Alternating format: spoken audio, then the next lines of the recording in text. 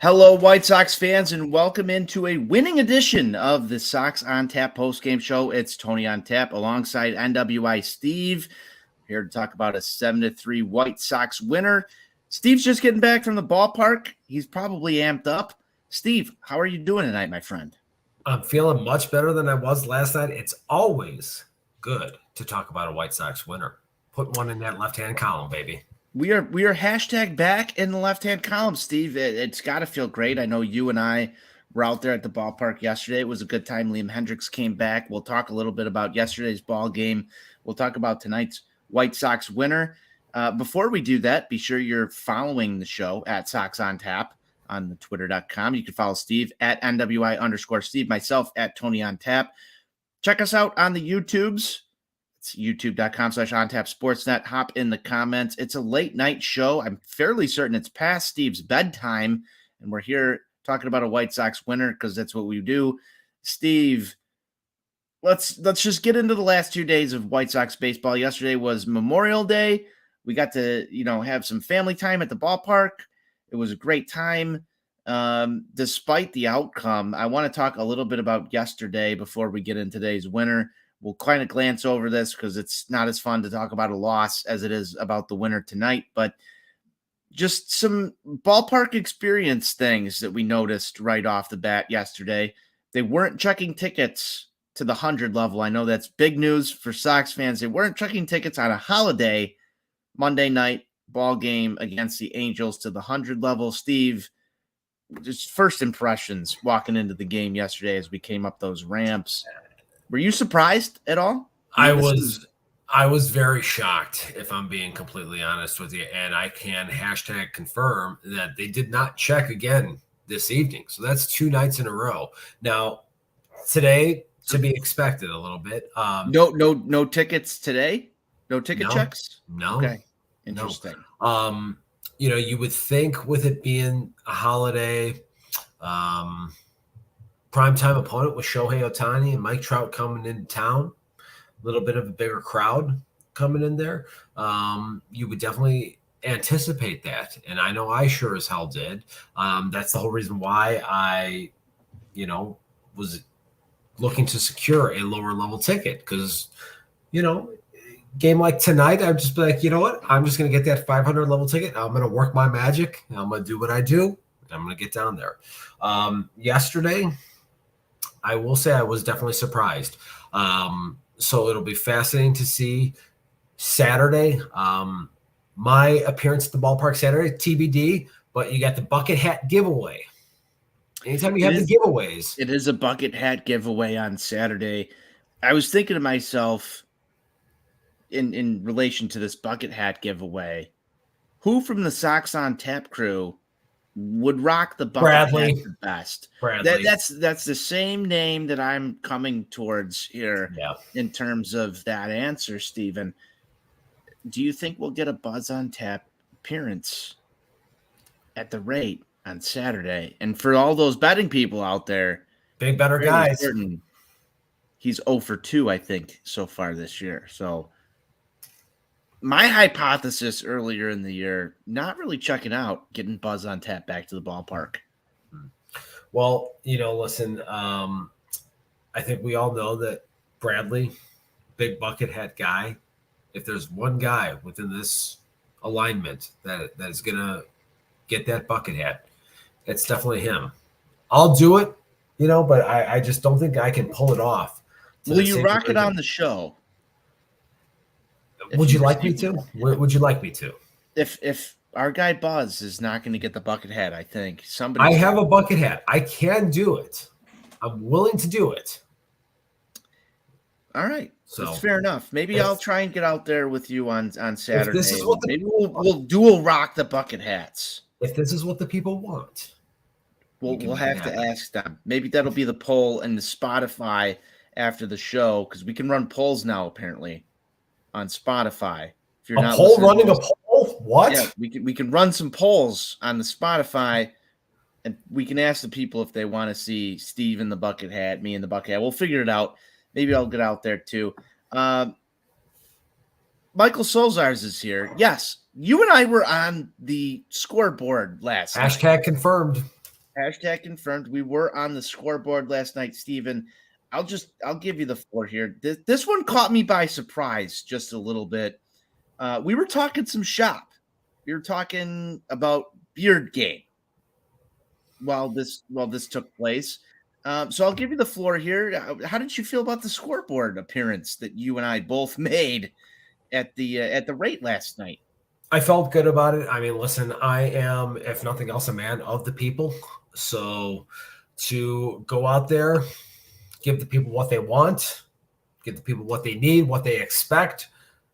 That's what I'm here for. And I think I delivered. You know, they got to see me in all my glory. I was out there, full headband, whole shot, full persona.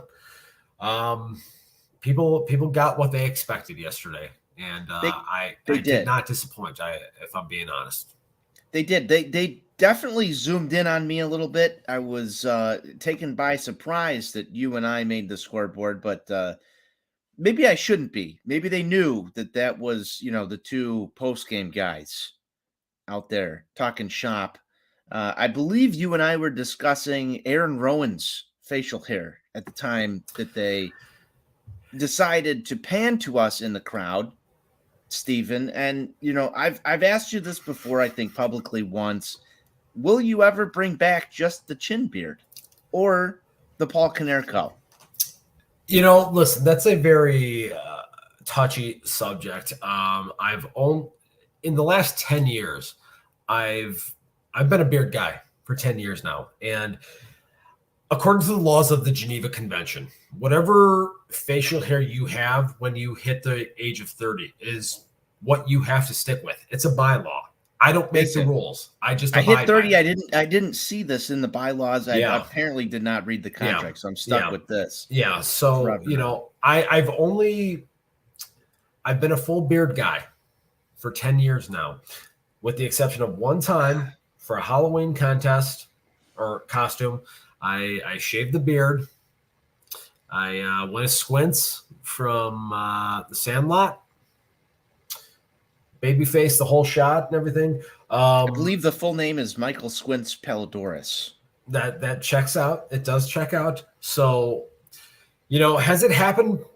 Yeah, but one time in 10 years, that's kind of speaks to the longevity of the beard here. People did comment, so I'm very well connected in the Bridgeport community. Some of my people at local establishments used to comment back in the day that if I would go with just the chin goatee there, that I did have a striking resemblance to number 33, Mr. Aaron Rowan. So is it possible it could come out? Yes. I'm not going to rule it out entirely. Do I think it's entirely probable? Not necessarily.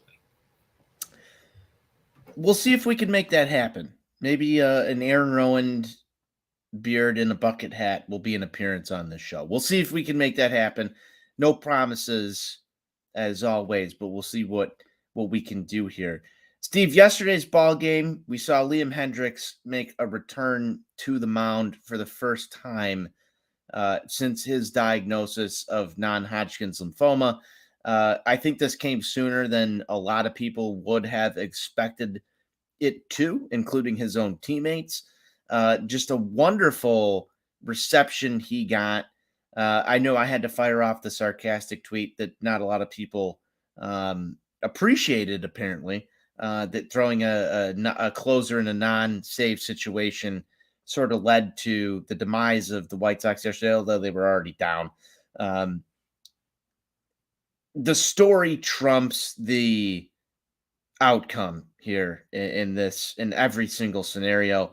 I wish it was different. I wish the scenario was drawn up a little bit different, but just being there yesterday for Liam's return to the mound was an incredible experience. I'm happy I got to share it with you. Give me some thoughts on Liam Hendriks just being hashtag back in every sense of the word on the mound. What does that mean to you? What is that? What as a White Sox fan, and not even just as a White Sox fan, just a baseball fan and a human in general. Give me your thoughts on the Liam Hendriks story that has transpired before our eyes. Yeah, that's a lot to unpack there. I think first and foremost, on a human level, there are very few of us today that haven't been impacted either individually or by someone close to us that has had to deal with cancer in some form. I have family members that have had cancer, and I have other people very close and near and dear to my heart that have had to deal with cancer, as I know you have as well. So to see that and to see someone come back from that in such a short time frame, and to do it at the absolute peak of athletic prowess at the major league level, the way Liam Hendriks has done it, it speaks volumes to, and I mean this in the most sincere term I can. He's an absolute psycho. And there's just no other way to put it. And I think anybody that has followed Liam Hendriks since he's been a member of the White Sox or prior to joining this organization, you just know from hearing him talk, whether it's post game, in the midst of a game, in a spring training bullpen session, you know how intense this guy is. And you know that he is the type of person that is going to go out there, and you put an objective in front of him, he is going to do everything in his power to beat it. And that's exactly what he did in this circumstance. I don't think there is a single White Sox fan out there that when they heard the news and once the kind of air of unfortunate circumstances kind of passed over, didn't think to themselves, he's going to fucking beat this thing. There's no doubt about it. But for him to do it in like 4.5 months, again, just speaks to what a person he is, the tenacity and the TWTW, to put it into White Sox terms right there. It's just truly remarkable. So for him to get out there yesterday, to be back on the mound, was truly phenomenal. And I think about this all the time. I think about, the emotions that someone has to feel the first time that they step on a field at the major league level. You work hard your entire life to realize your dream and to get to that point. I worked, for 21 years to try to get to that point. I wasn't even close to it. So I can't even imagine what has to go through your mind if you are good enough to actually make that happen.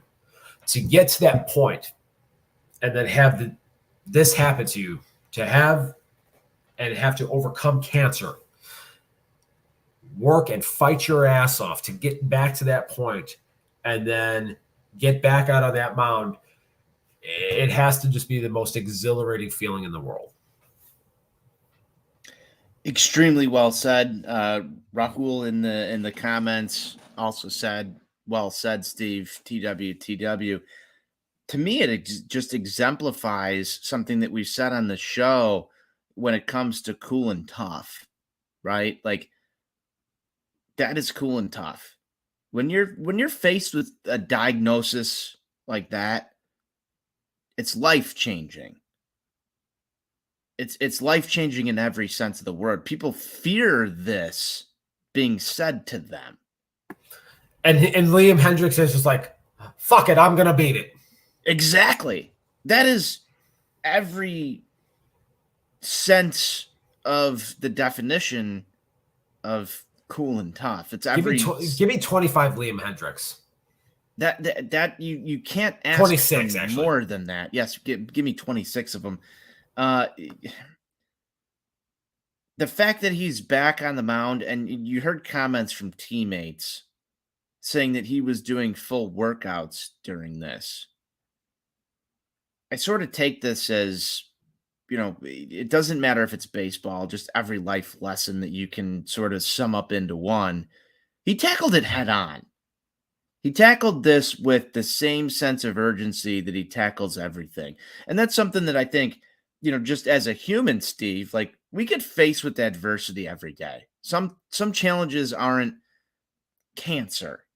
They're other things. They're going to appear as whatever they are in your life. This is one of those mountains that people are going to have to climb. And he did that, and he's back performing at a high level now in at the top of his craft. It's an incredible story. I can't compare to it. I can't sit here and say that I've ever done that. And not many people are ever going to be able to say that they can. Now, you also throw in the fact that it's Liam Hendriks. He's a closer. He lives off basically adrenaline in the back end of a bullpen in Major League Baseball. We can make all the jokes that we want to about the Chicago White Sox and where they are in the competitive level of baseball today. Nobody can take away from this story, though. Doesn't matter what team he played for. Doesn't matter. People will be talking about this no matter what. Be there to see him come back into a baseball game, just an absolute incredible moment. Yeah. And one of the ways that I kind of looked at this, and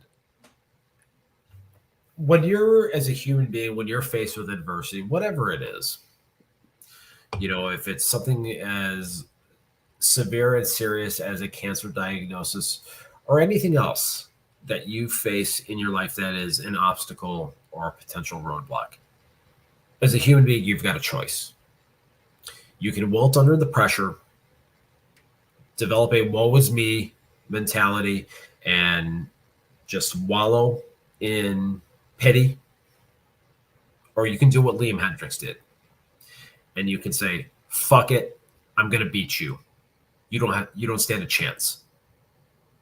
That's it. Those are your choices. In a lot of ways, this was a microcosm for life. And he showed what he's made of. And that is, if nothing else, an inspiration to Sox fans, and it really should be to anybody in general, because, that's not a light diagnosis. I know you being a big hockey guy, and I know this is a little bit before your time, but I remember when I was a kid, when Mario Lemieux, at the peak of his powers, 2-time defending Stanley Cup champion, gets diagnosed with non-Hodgkin's lymphoma, has to miss an entire season. Liam Hendriks came back in 4.5 months. It's fucking insane, if we're being honest with ourselves. It's not an easy thing to get over, and it's sort of hard to rationalize, because I found myself at certain times of this Liam Hendriks thing sitting there going, and I'm sure you did as well at a certain point. You finish your rehab assignment, come back, we're throwing bullpens, like, just get back, we need to win. And then you stop and you put into account things that you just said there. What is at any time somebody gets injured, right? Like, we've dissected Yohan Moncada's back. We've dissected, Eloy Jimenez, every injury. Like, you could just go all over the place. It's any part of the body. How long is it going to take him to get back? We've become so accustomed as White Sox fans, right, to how long is it going to take this guy to get back on the field? I don't think anybody in their right mind thought May 29th, Liam Hendriks is back on the field when this was handed to us, in late December? That was not in the cards. I mean, I remember, when that diagnosis came out, thinking to myself, okay, they're not going to have him the entire season. Right. And we sort of sat there through April in this losing streak where our bullpen was sort of in disarray, Steve.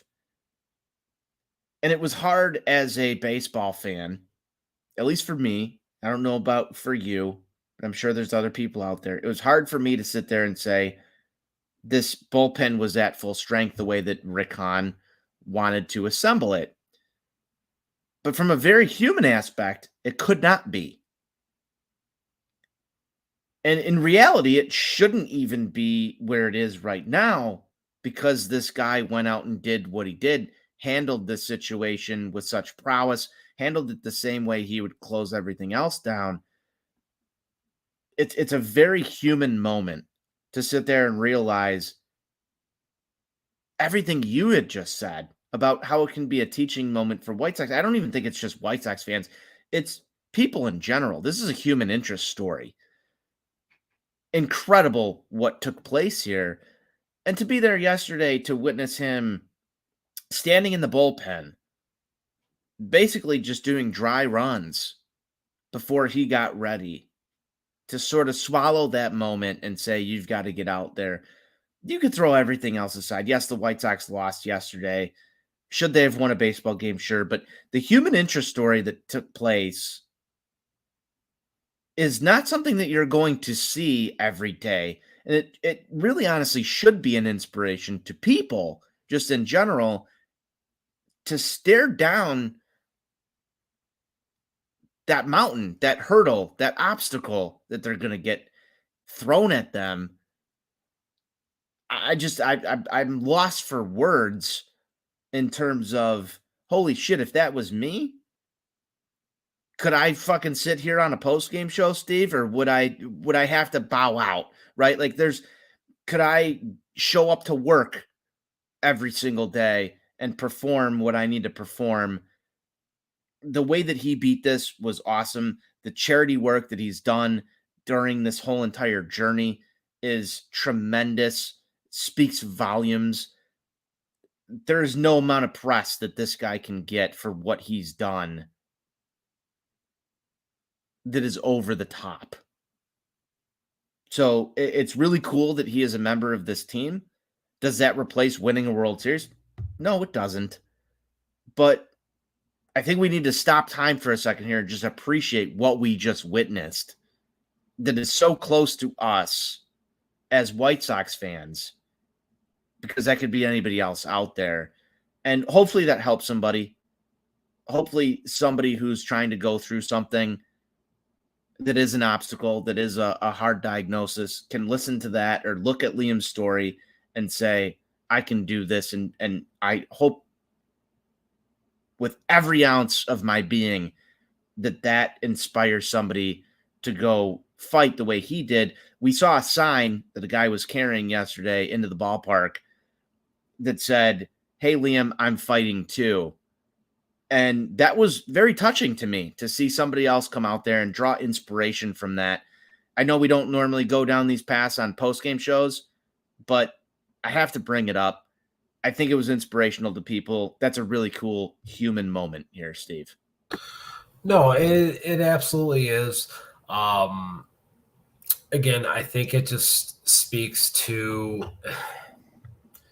Liam Hendriks as a person and just to the tenacity that he has as a human being.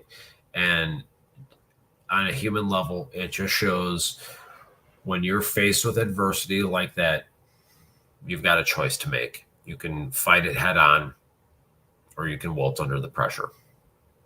And he showed what really the human spirit is capable of when you decide that you are going to face it head on. Not everybody is going to have to confront it in a way that results in you trying to get back to being a professional athlete. It's going to be different for everybody. But the principle remains the same. You fight it head on, you go at it, and you overcome. That's what it's about at the end of the day. And then, one other thing that, you touched on Liam and some of the charity work that he was doing. One of the things that was talked about very frequently, or on a couple of occasions during his rehab stint down in Charlotte, was him going out and, buying meals for the entire Charlotte Knights organization, not just the players on the team, the clubhouse attendants, the front office workers, everybody there, taking care of everybody in that Charlotte Knights organization. Him and his wife, Christy, paying for wigs for other cancer patients that were treating, at the same time that he was, whose families couldn't afford for them to do that. So you want to talk about a guy that is somebody that you can get behind. We see and we hear so many stories about professional athletes and not doing things outside of the field of play that would make people proud. Liam Hendriks is the antithesis of that. He is showing you what you want to see in a professional athlete and showing you the type of person that you want to get behind. And you talked about, it doesn't replace a World Series, but that's the type of guy that you want to see have that moment because of everything that he has had to go through to get to that point. I just, one word speaks to me on this, and we'll wrap this up, and we'll try and get on to some of the post game stuff. But again, no amount of press can really even cover this entire topic. But for sake of time, one word that comes to me here, Steve, is just proud. I'm proud to have been able to witness that story, because you don't know what's going to happen tomorrow. You have no fucking clue what happens when a word like that gets said to you. And to see somebody tackle that. And it's not just the word cancer. It's, as you had mentioned before here, any obstacle that you can face. And that's a huge one for all of us. That's a huge obstacle that people are going to face. To see that story was just absolutely tremendous, and I'm glad he's back on the mound.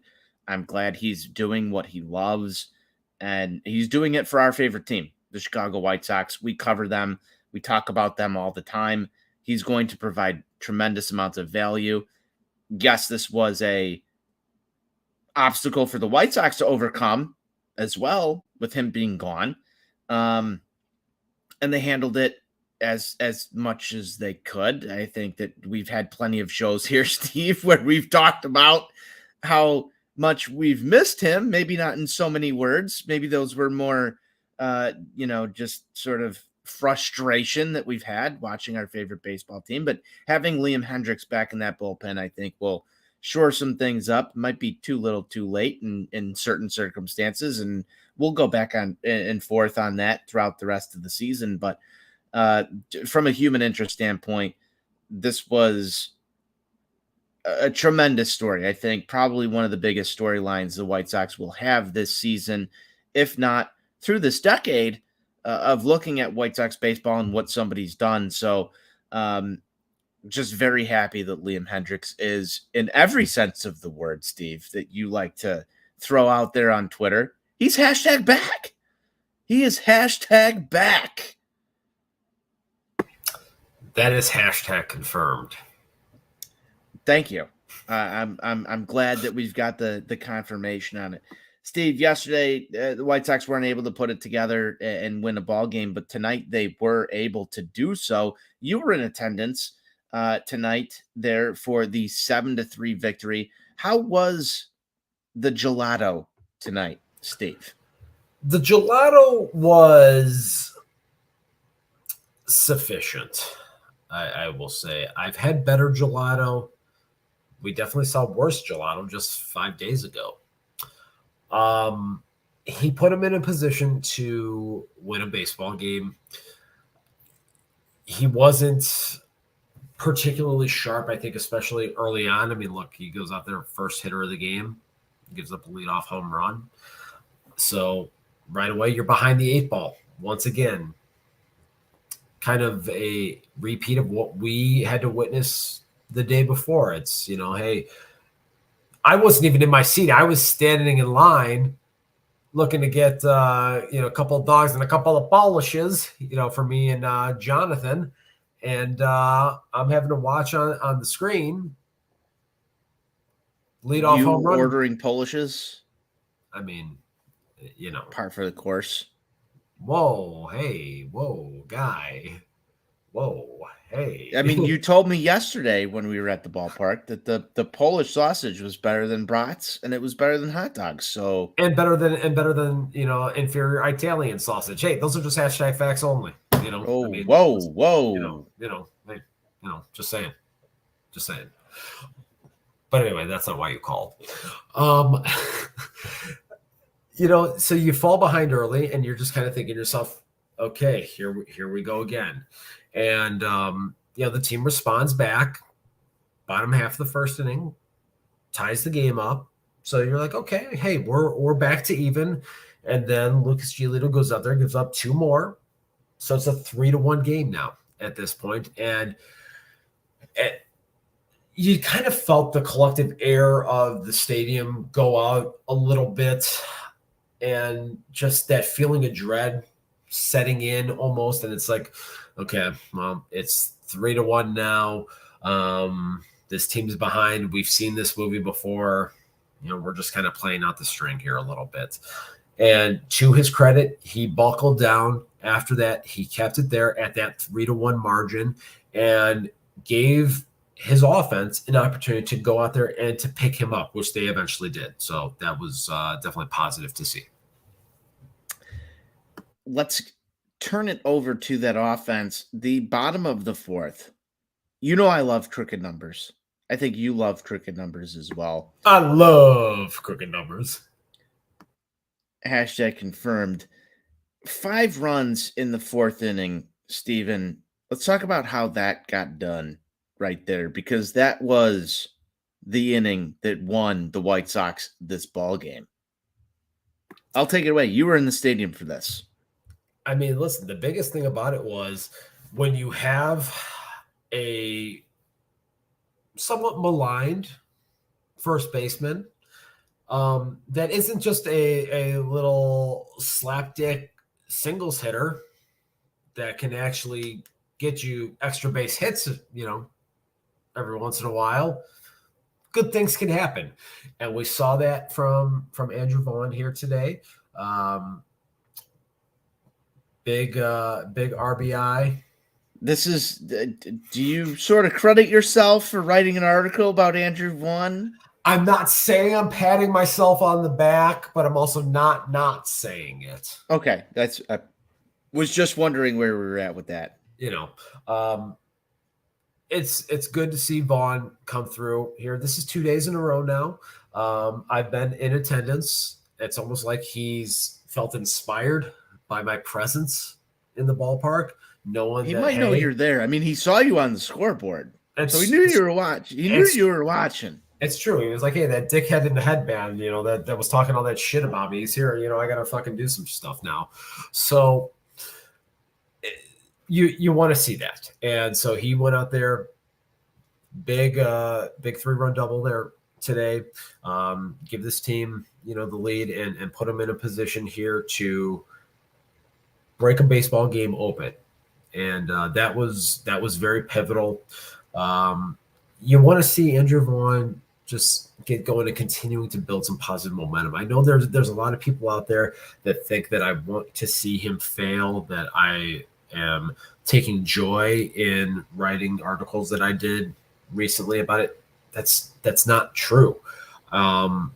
This as well as anybody, because I've talked about this frequently. I would much rather write something and be wrong if it is going to benefit the White Sox than write something and be right and have it be to their detriment. So I want Andrew Vaughn to be good. To this point, it hasn't been what I have wanted to see. It has not been what I feel the collective fan base has wanted to see to this point. Doesn't mean that it is a foregone conclusion that this is what he is. No, it doesn't. But it means that we are at a very pivotal point here right now to where things have to begin to turn. And hopefully these last 2 nights will be that turning point. Steven, that's all big if true. I'm just kidding. No, I understand where you're coming from.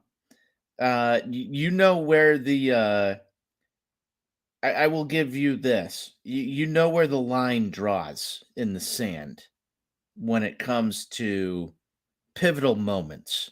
And for the record, you're not meaning Line in the Sand, the Motorhead song.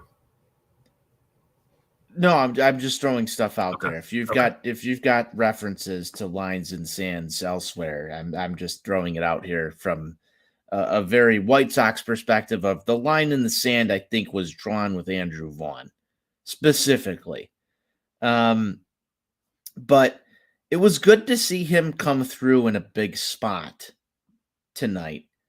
I like seeing that. Now, I also want to touch a little bit on a guy named Romy Gonzalez because he also got the job done tonight. And he also has been getting the job done since he's returned, something that you've called hashtag back. But outside of spring training, you've never seen this guy perform this well. I don't know if he thinks that he is in Arizona right now. I don't know how this has happened, but Romy Gonzalez has been ridiculous. And that's why the title of tonight's episode is Romy Radness, because it's been pretty fucking rad. If we want to go back to the 90s for a second here, it's been pretty rad that Romy's been able to do this for a while, Steve. So I need some takes on one Romy Gonzalez from you here, sir. I'm just saying there are dozens that are literally asking right now, is Romy Gonzalez hashtag back? Dozens. Dozens. There are Dozens. dozens of us. Baker's dozens? Dozens. Baker's dozens or just regular dozens? Just your standard dozen. Standard dozen. Standard Okay. dozen, you know. Look, Romy is a guy that can be very frustrating. You see these tools, and they can be loud at moments. You go on his Savant page, you see a 94th percentile sprint speed. You see some of the exit velocity numbers, and you think, man, this guy could have something here. And you see these little bursts. You saw that 7 to 10 day stretch at the end of spring training, and you touched on this. Like, spring training numbers can be very misleading. I talk all the time that the most misleading month of a baseball season is April. Typically, that's usually the only thing more misleading than cactus or grapefruit league statistics. But Romy was a guy that kind of came out of nowhere 2 years ago for this team through the minor leagues, and you want to see somebody go and take that second base position and hold on to it. They've tried a number of different things there for 15 years now at this point, since Tadahito Iguchi left. So, boy, do you miss Tadahito Iguchi? We saw a guy in a Tadahito Iguchi jersey this evening here, and I tell you what, it warmed my heart. Number 15. Oh, respect. Man. Oh, you gotta love the Gooch. You gotta love respect. The Gooch. But Romy, these last couple of days here has shown those loud tools. He's shown the power. He's shown the speed. In that fourth inning right there, he hits an RBI double, then goes and steals third base, and then is able to score on the errant throw right there. So he's doing damage with his legs, and then a couple innings later, hits the ball out of the ballpark again. So it's there on full display. So you see all the positives, and you see these flashes and these tools that make you think, hey, maybe this guy can be something. During the month of May, he's put together pretty good performances. It's 40 plate appearances. 40 plate appearances, very small sample size in terms of a full major league schedule here. But it's one of those things where now you see that and you say, hey, let's just continue to write it out, because we know what some of the alternatives are. We know Hanser Alberto, despite being Pedro Griffol's boy, is not going to be a significant factor for the White Sox anytime soon. I feel pretty confident in saying that Elvis Andrus is not going to be a significant factor for the White Sox in any kind of championship aspirations that they have anytime soon. So can Romy Gonzalez potentially grow into being one of those guys? There are things within his game and within his skill set that continue to need to be improved upon. The strikeout to walk rate is still very troubling. Can he work to overcome that? I am not as well versed in the, baseball savant stats as you are, or, some of the advanced analytics, but we've seen with this White Sox team plenty of guys who've come through this organization put together a very solid month. These names are going to hurt. Yerman Mercedes. I've got one ready for you. Nicky Delmonico. Oh, I got one way better. Daniel Palka. Like, those are just names within the last 5 years. Anthony, fans have fallen in love with a player. If you've got a name. Oh, I've got one. If you've got a name, go ahead. I remember Dion Viciedo being great for a very short time. I'm old enough to remember when Brett Morrell was looked at. That is one of my favorite at third base because he hit 9 home runs in a meaningless September. That is one of my favorite names to discuss here because the potential was real there. There was a lot of Brent Morrell hype. Where is Romy fall on this scale in terms of can he be a piece, or is he the guy you pick up in fantasy baseball to get you through a month and have to turn to the next thing? Because we've seen this before. We've done this post-game show before. We've seen this White Sox player have a hot month. Where can we go from here?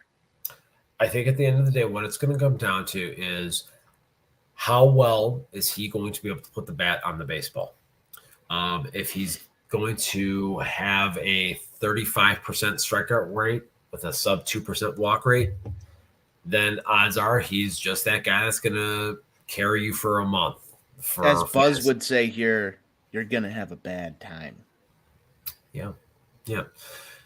If he can improve upon that, if he can start to show some selectivity, if he can just get back to being a guy that was a 5% walk rate in the minor leagues, 5% is still below league average. But if you can get just to that point, and if you can show this power, frequent listener and commenter to the show, our buddy Voodoo, I was talking with Jonathan about this at the ballpark tonight. Voodoo in his bold prediction said Romy Gonzalez was going to hit 20 home runs this year. Got 17 more to go. He's got time to do it. He does. He's got time to do it. We'll see what happens here. But the Romy Radness was on display for the last 2 nights, really, Steven. And if he can stay healthy, if he can put bat on ball,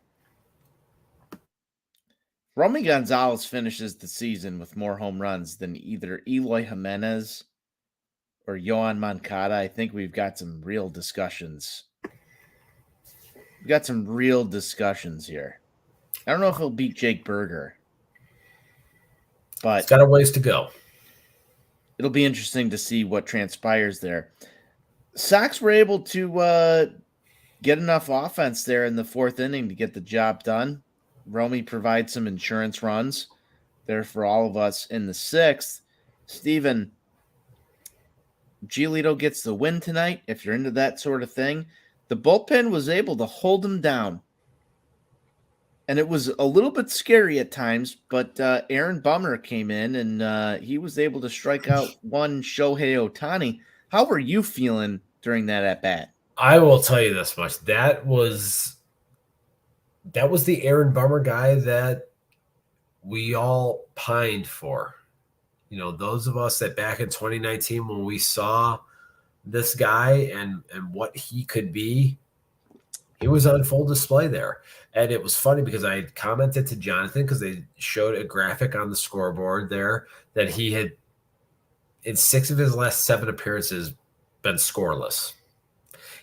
It sure hasn't felt like that. It has not. So, but he went out there tonight quietly, quietly chasing a guy like Joe Kelly for most impressive bullpen run. Yeah, and I mean that at bat against Ohtani, I mean he made him look absolutely foolish. And we were talking about this before we came on here. You know, you contrast that with Ohtani's second at bat when he hits the home run in the, I think it was in the 3rd inning, right there to dead center. And as a White Sox fan, you hate to see that happen against your team, but that's what you come to the ballpark for. You come to see great players like Shohei Ohtani do what they do at this level. It sucks when it's against your own team that you root for on a day in and day out basis. But my God, like it was just right there on full display. Like this is why this guy is a unicorn. He is a freak of nature. And there it was for you, because that sound, when that came off the bat, you knew immediately. There was no doubt about it. But that's what you go to the baseball park for each and every night. And then you contrast that by a couple of guys in this league that can do that, and he's one of them. Yeah. And then you contrast that to what Aaron Bummer did to him later on in the game. It just shows you how insanely difficult and humbling this game can be. Very well said there. Very well said. It's insane. That's why I love this sport, Steven. Insanely humbling in so many different fashions. Just getting to wrapping this one up. Kendall Graveman comes in, pitches an inning and a third, gets the job done. I know that there was a little bit of dramatics here. And I want to talk about that first. I want to talk about that for a minute. Liam Hendriks had to get up. I know you had some thoughts on this, so I'll give you the floor. Yeah. So obviously the emotion that we touched upon with Liam making his return yesterday, you would have to think that this team wanted to stay away from him having to pitch back-to-back days right out of the chute here. So I was very perturbed by the fact that Kendall Graveman put them in a position to where Liam Hendriks had to go out there and dry hump in the bullpen. And for those of you that aren't familiar with the term, that the dry hump is having to get up in the bullpen and not having to come into the game. Everybody likes to look at that number as far as appearances that pitchers make over the course of a year, but that doesn't tell the whole story. The amount of times that you have to get up in a bullpen and physically and mentally get ready to go out there and do your job, but then not get in, that stuff matters. And that matters over the course of a 6-month season right there. With the White Sox being 11 games under 500 right now and not in a position to be a playoff team, you can sit there and you can say it doesn't matter as much. But if this was a different scenario, and if Liam Hendriks had to get up in this spot and start getting loose to not come into the game, that's the type of thing that can have ramifications down the road in mid-August when you are fighting. It have ramifications as soon as tomorrow. Exactly. As well. So now you have to wonder, because he had to get up again here today, is he going to be available tomorrow? And this is where Pedro Grifol might have to, for lack of a better term, save Liam Hendriks from himself, because we know the type of competitor that Liam Hendriks is, that if this is a 1 or 2 run ball game, if they have an opportunity to try to close this thing down and win a series, he's going to want the ball. But is it going to be the best thing for Liam Hendriks to take the ball in that spot? Because now he had to get up and get that engine revved up to potentially come into this game tonight. And that was very irritating to me personally. That's a great point you make here, and I wholeheartedly agree with it. It's like starting that car that you only start on Sundays. right? Like it's a classic car that's sitting there. You know it's fucking cool. You know you can drive it when you want to, but every single time you turn that engine over, there's going to be miles on that car. We live in an era where pitch count matters. We talk about it on this show.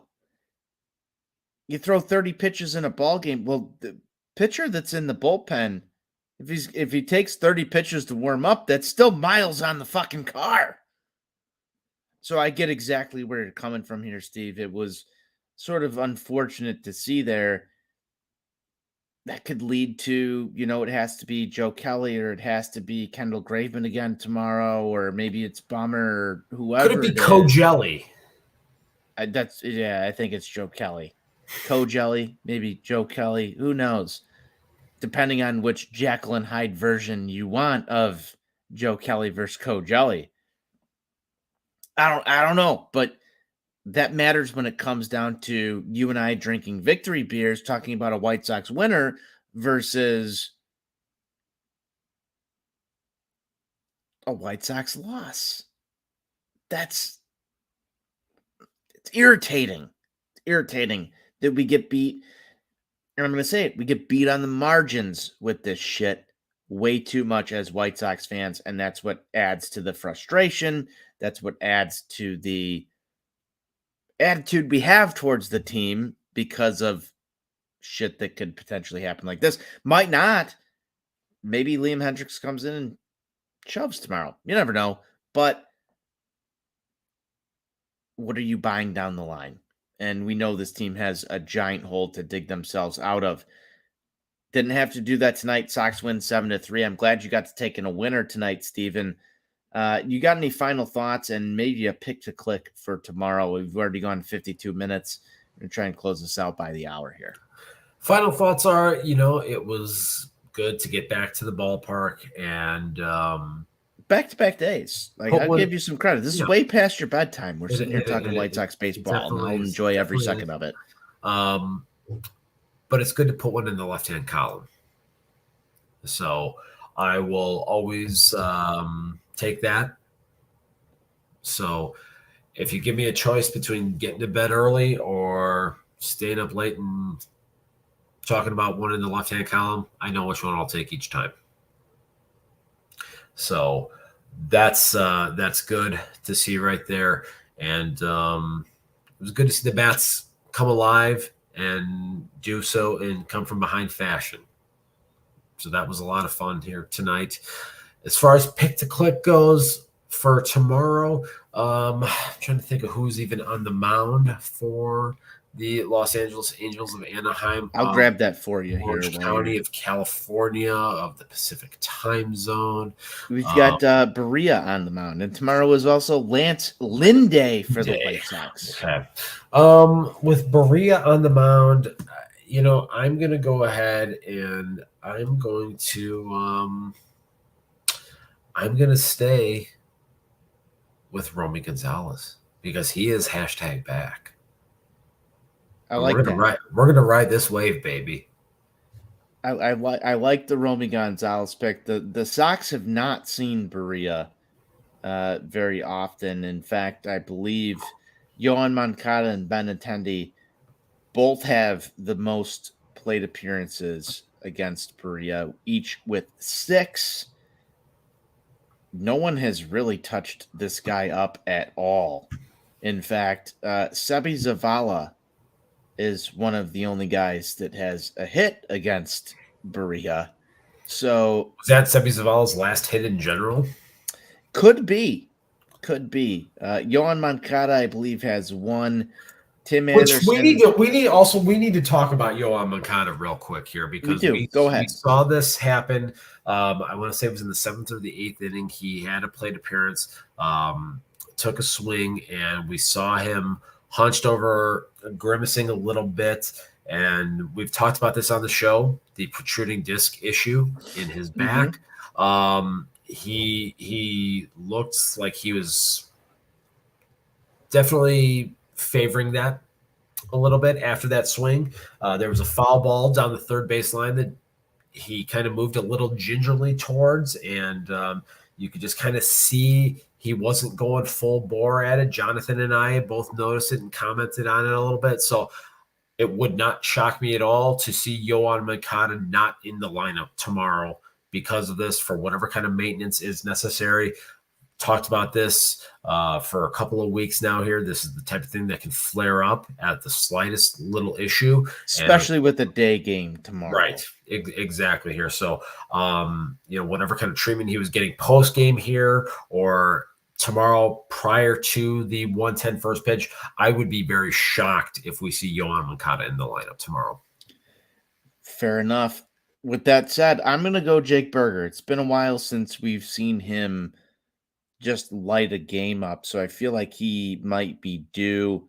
I would expect to see him in the lineup tomorrow. Not a lot of these guys have had success off of Berea, but nonetheless, I'll go Jake Berger. Maybe some Berger bombs make their reappearance tomorrow. I like Berger bombs. I do as well, Steven. Sox win tonight by a final of 7-3. Steve, you got to take in a winner. It's fantastic to sit here and talk about White Sox winners, drink victory beers. Thank you to everybody who tuned in to the show, especially those that drop some comments in here. Be sure you're following the show at Sox On Tap on Twitter.com. You can follow Steve at NWI_Steve, myself at Tony on Tap. Subscribe to the YouTube, youtube.com/OnTapSportsNet. Steven, I hope we can finish this series out, grab another win. The Detroit series is far behind us. I want to believe. I want to believe. I'll say it 3 times because that's the charm. We need to continue to have winning post-game shows here. Close it down how we always do. White Sox forever. White Sox for life.